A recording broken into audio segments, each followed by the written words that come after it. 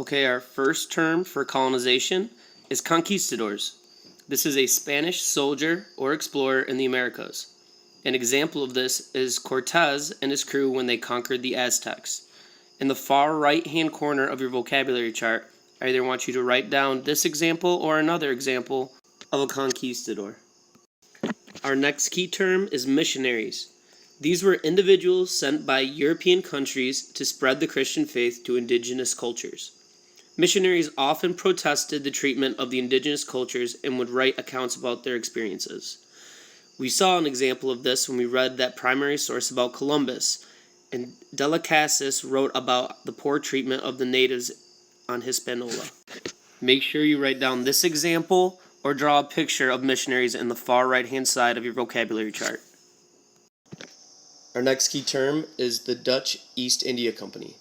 This is a company chartered by the Netherlands to trade with India for spices, indigo, and other natural resources. This is similar to the East India Company found in the Pirates of the Caribbean movie. Please make sure that you either draw a picture, use keywords, or use an example in the far right-hand side of your vocabulary chart.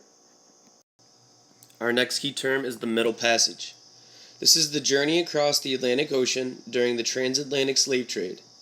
Africans were crammed into the bottom holes of boats with little ventilation, sanitation, or proper nutrition.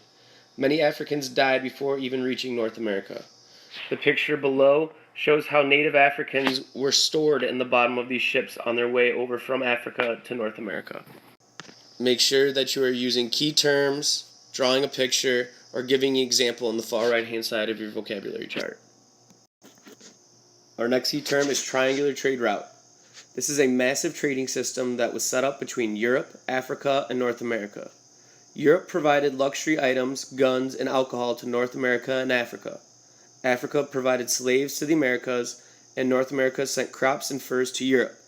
The picture below shows these different trade routes and how it forms a triangle. Make sure that you are using an example or keywords or drawing a picture of this in the far right-hand side of your vocabulary chart. Our last key term is the transatlantic slave trade. This is the trade that brought thousands of native Africans to work on North American farms. The picture below illustrates how many of these native Africans were transported to different locations in the Americas. Make sure that you're drawing a picture, using an example, or using key terms in the far right-hand side of your vocabulary chart.